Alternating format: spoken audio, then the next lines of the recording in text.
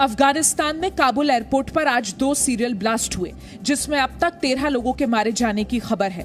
Report के मुताबिक ये दोनों आत्मघाती धमाके थे। धमाके भारतीय समय के मुताबिक शाम 7 से 8 बजे के बीच हुए, जिसके बाद पूरा काबुल एयरपोर्ट दहल गया। पहला धमाका काबुल एयरपोर्ट के एबी गेट पर हुआ। दूसरा धमाका एयरपोर्ट के बाहर बैरन होटल के पास हुआ। धमाके के वक्त एयरपोर्ट के बाहर हजारों लोग थे। हताहत होने वालों की संख्या बढ़ सकती है। घायल होने वालों में 3 अमेरिकी सैनिक भी शामिल हैं। दूसरे धमाके से थोड़ी देर पहले फ्रांस ने अंदेशा जताया था कि काबुल एयरपोर्ट पर और भी धमाके हो सकते हैं। कल अमेरिकी राष्ट्रपति जो बाइडेन ने भी काबुल में आत्मघाती हमले की आशंका जताई थी।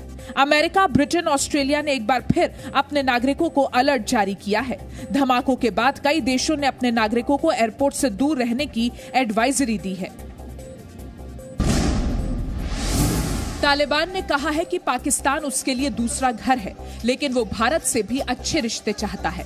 तालिबान प्रवक्ता ज़बीहुल्लाह मुजाहिद ने पाकिस्तान के मीडिया से एक इंटरव्यू में कहा कि कश्मीर का मसला भारत और पाकिस्तान के बीच का है और इसे भारत पाकिस्तान को ही मिलकर सुलझाना चाहिए। भारत से भी अच्छे ताल्लुकात चाहते हैं, वो मुल्क और खित्ते का एक अहम हिस्सा है। पाकिस्तान और इंडिया को चाहिए कि वो भी आपसी मसाइल को हल करें, क्योंकि दोनों पड़ोसी ममालिक हैं और दोनों के एक दूसरे से मफादात वाबस्ता है। मकबूजा कश्मीर पे भी भारत को अपना रवैया मुस्बत करना चाहिए। अफगानिस्तान पर कब्जे के बाद तालिबान का भारत से संबंध और कश्मीर पर यह पहला बयान है। तालिबान ने इस आरोप को खारिज किया कि अफगानिस्तान पर कब्जा करने में पाकिस्तान की ओर से उसे मदद की गई।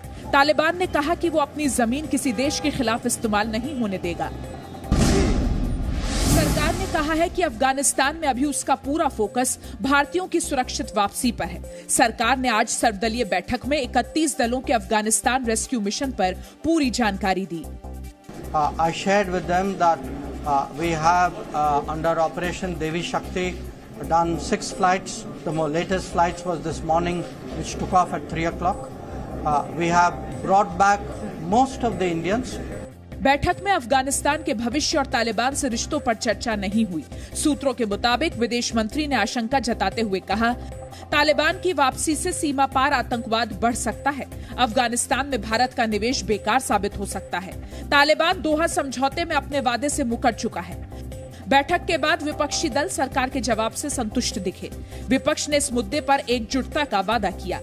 उन्होंने कोशिश तो किया जवाब देने के लिए। हमारे लिए देश की सुरक्षा ये सुप्रीम है।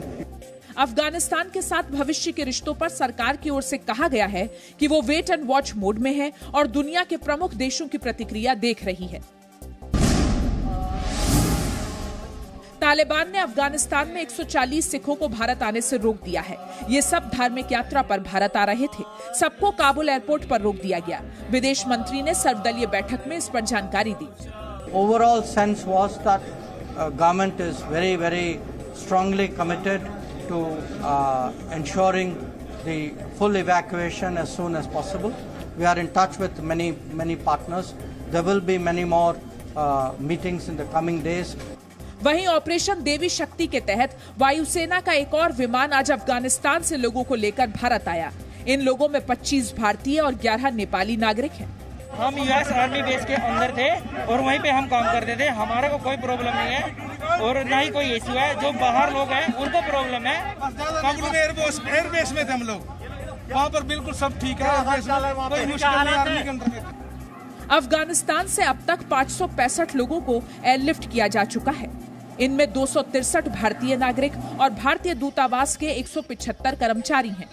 अन्य देशों के 15 लोगों को भी सुरक्षित भारत लाया जा चुका है। केंद्र सरकार ने आज नई ड्रोन नीति का ऐलान कर दिया। नई ड्रोन नीति में लाइसेंस के लिए 25 जगह सिर्फ 5 मंजूरियों की जरूरत होगी। नई नीति के तहत ड्रोन के रजिस्ट्रेशन के लिए सुरक्षा मंजूरी की जरूरत नहीं होगी। कार्गो डिलीवरी के लिए ड्रोन कॉरिडोर बनाए जाएंगे। 5 क्विंटल तक का सामान ड्रोन से डिलीवर किया जा सकेगा। नियम तोड़ने पर अधिकतम 1 लाख रुपए तक जुर्माना देना होगा। ये ड्रोन पॉलिसी स्वयं में एक इतिहास रचेगी। भारत की 21वीं सदी की सोच और विचारधारा। हमारी सोच है कि एक इकोसिस्टम भारत में बने। नई ड्रोन नीति पर प्रधानमंत्री नरेंद्र मोदी ने ट्वीट किया। नई ड्रोन नीति भारत के इस सेक्टर के लिए लैंडमार्क मूवमेंट है। नई नीति विश्वास के आधार पर है। देश की नई ड्रोन नीति से स्टार्टअप को प्रोत्साहन मिलेगा और युवाओं को इस क्षेत्र में रोजगार मिलेगा। ये नीति रिसर्च के क्षेत्र में बेहतरीन तरीके से काम करेगी और मेक इन इंडिया को ड्रोन हब बनाएगी। केरल और महाराष्ट्र में कोरोना के बढ़ते मामलों पर केंद्र सरकार ने चिंता जताई है। स्वास्थ्य मंत्री ने आज अहम बैठक की।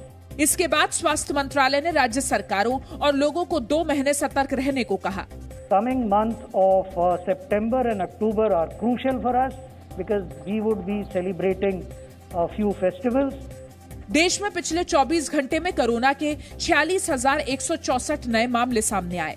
607 लोगों की मौत हुई और 34,159 लोग ठीक हुए।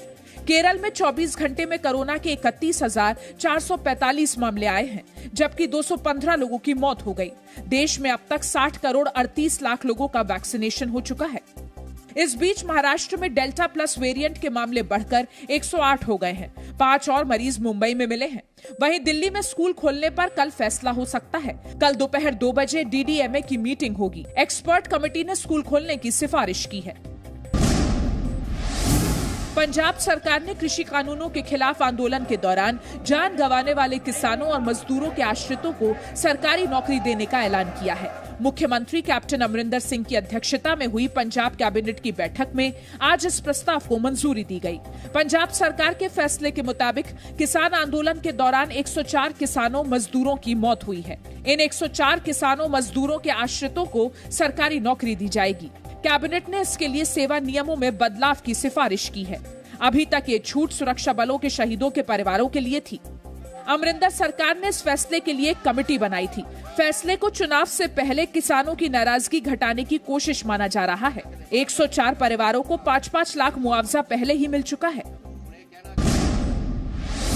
सीबीआई ने कलकत्ता हाईकोर्ट के निर्देश पर पश्चिम बंगाल विधानसभा चुनाव के बाद हुई हिंसा में हत्या और बलात्कार के मामलों की जांच शुरू कर दी है। सीबीआई ने अभी तक कुल 9 मुकदमे दर्ज किए हैं, जिनमें से 1 बलात्कार और 8 हत्या के मामले हैं। सीबीआई ने इन मामलों की जांच के लिए 4 विशेष टीमों का गठन किया है, जिसमें 4 संयुक्त निदेशक शामिल हैं। हर जांच टीम में 25 अधिकारी कर्मचारी रखे गए हैं। सूत्रों के मुताबिक मामले की जांच के दौरान सीबीआई टीएमसी के कुछ कार्यकर्ताओं और नेताओं से भी पूछताछ कर सकती है। मृतकों के परिवारों ने आरोप लगाए थे कि टीएमसी कार्यकर्ता उन्हें निशाना बना रहे हैं। सुप्रीम कोर्ट ने यूनिटेक के प्रमोटर्स संजय चंद्रा और अजय चंद्रा को आज बड़ा झटका दिया। सुप्रीम कोर्ट ने दोनों को दिल्ली की तिहाड़ जेल से मुंबई की आर्थर रोड जेल और तलोजा जेल शिफ्ट करने का आदेश दिया है। साथ ही आदेश दिया है कि दोनों को जेल में कोई अतिरिक्त सुविधा नहीं दी जाए। प्रवर्तन निदेशालय ने अपनी रिपोर्ट में संजय चंद्रा और अजय चंद्रा की तिहाड़ जेल से ही अंडरग्राउंड ऑफिस चलाकर कारोबार करने, हर तरह की छूट हासिल करने का खुलासा किया था। सुप्रीम कोर्ट ने तिहाड़ जेल में दोनों की अफसरों से मिली भगत पर दिल्ली पुलिस कमिश्नर से भी जांच करके रिपोर्ट मांगी है। Presenting B News app available on Google Play and App Store. Download it now.